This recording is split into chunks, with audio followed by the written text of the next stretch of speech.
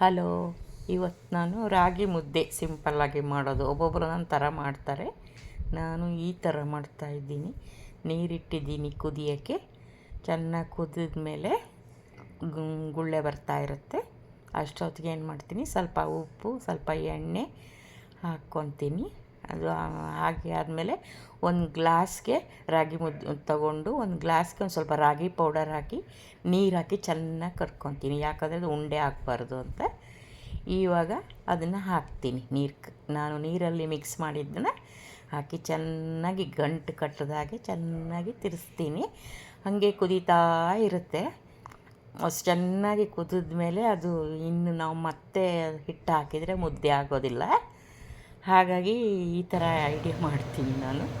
ಚೆನ್ನಾಗಿ ತಿರ್ಸ್ತೀನಿ. ಅದು ಸಣ್ಣ ಉರಿಯಲ್ಲಿ ತಿರ್ಸ್ತಾನೇ ಇರಬೇಕು, ಕೈ ಬಿಡಬಾರ್ದು. ಈ ಥರ ಅದು ಚೆನ್ನಾಗಿ ಬೆಂದಿರುತ್ತೆ. ಇವಾಗ ಏನು ಮಾಡ್ತೀನಿ, ಒಂದು ನಮಗೆ ಎಷ್ಟು ಬೇಕೋ ಅಷ್ಟು ಒಂದು ಕಪ್ಪಲ್ಲಿ ಒಂದು ಕಪ್ ದೊಡ್ಡ ಕಪ್ಪಲ್ಲಿ ರಾಗಿ ತೊಗೊಂಡಿದ್ದೀನಿ.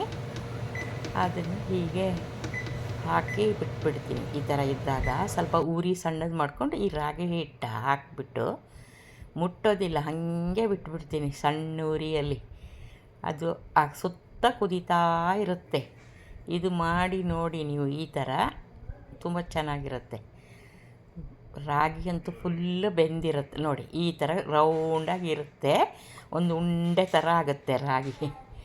ಹಿಟ್ಟು ಹಾಕಿದ್ದೀನಲ್ಲ, ಈಗ ಸಣ್ಣ ಉರಿ ಮಾಡಿಕೊಂಡು ಆ ರಾಗಿನ ಹಿಟ್ಟು ಉಂಡೆ ಥರ ಇರೋದು ಇದ್ರ ಜೊತೆ ಮಿಕ್ಸ್ ಮಾಡಿ ಸಣ್ಣ ಉರಿಯಲ್ಲಿ ತಿರ್ಸ್ತಾ ಇರಬೇಕು.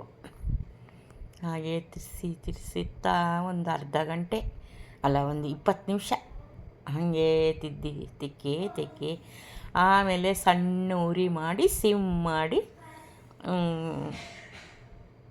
ಬೇಕಾದರೆ ಸ್ವಲ್ಪ ಹಿಟ್ಟು ಮತ್ತೆ ಹಾಕ್ಕೋಬೋದು ತೆಳ್ಳಗಾದರೆ. ತುಂಬ ಲೇಟಾಗಿ ಹಾಕ್ಕೋಬಾರ್ದು, ಇದು ಬೇಯೋಕ್ಕೆ ಮುಂಚೆನೇ ಹಾಕ್ಕೋಬೇಕು.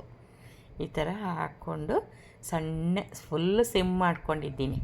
ಸಿಮ್ ಮಾಡಿ ಗಂಟು ಏನೂ ಆಗಿಲ್ಲ ನೋಡಿ, ಎಷ್ಟು ಚೆನ್ನಾಗಿ ಬಂದಿದೆ ನೋಡಿ. ಹಾಗೆ ಆಮೇಲೆ ತಿನ್ನೋಕ್ಕೂ ಅಷ್ಟೇ ತುಂಬ ಚೆನ್ನಾಗಿರುತ್ತೆ.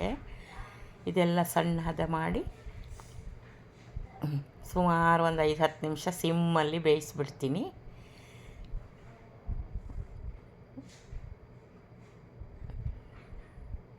ತುಂಬ ಚೆನ್ನಾಗಿರುತ್ತೆ ಫ್ರೆಂಡ್ಸು. ಅದೇ ಸೋರೆಕಾಯಿ ಸಾರು ತೋರಿಸಿದ್ನಲ್ಲ, ಅದ್ರ ಜೊತೆಗೆ ಮುದ್ದೆ ಇಟ್ಟಿದ್ನಲ್ಲ ಒಂದಿನ, ಅದಕ್ಕೆ ಅದನ್ನು ಸಪ್ರೇಟ್ ಮಾಡಿ ಮುದ್ದೆನೂ ಸಪ್ರೇಟ್ ಮಾಡಿ ತೋರಿಸ್ತಾಯಿದ್ದೀನಿ. ಇವಾಗ ಇದೆಲ್ಲ ಮಾಡಿಬಿಟ್ಟು ಉರಿ ಸ್ವಲ್ಪ ಸಣ್ಣ ಫುಲ್ ಸಿಮ್ ಮಾಡ್ತೀನಿ, ಮುಚ್ಚಿಬಿಟ್ಟು ಆಫ್ ಮಾಡಿ ಇಡ್ತೀನಿ. ಸ್ವಲ್ಪ ಹೊತ್ತು ಬಿಸಿ ಇರುತ್ತಲ್ಲ ಸ್ಟವ್, ಹಾಗೆ. ಇವಾಗ ಆಯ್ತು ನೋಡಿ. ಇವಾಗ ಇದನ್ನು ಮುದ್ದೆ ಬಾಲ್ ಕಟ್ಟಬೇಕು. ಒಬ್ಬೊಬ್ಬರು ಅದೇನೋ ಕೈಯಲ್ಲೇ ಕಟ್ತಾರೆ, ನಾನು ಆ ಥರ ಮಾಡೋದಿಲ್ಲ. ಒಂದು ಅಗಲವಾದ ಪಾತ್ರೆ, ಉದ್ದಗಿರೋ ಪಾತ್ರೆಗೆ ಕೈ ಹಿಡಿಯುತ್ತೆ, ಸ್ವಲ್ಪ ತುಪ್ಪ ಹಾಕ್ಕೊತೀನಿ, ಒಂದು ಅರ್ಧ ಸ್ಪೂನ್ ಸುಮ್ಮನೆ ಸ್ವಲ್ಪ ಹಾಕ್ಕೊಂಡು ಇದನ್ನು ಬಿಸಿ ಕಟ್ಟೋಕ್ಕಂತೂ ಕೈಯಲ್ಲಿ ಆಗೋಲ್ಲ ನಮಗೆ. ಈ ಥರ ಮಾಡ್ತೀನಿ.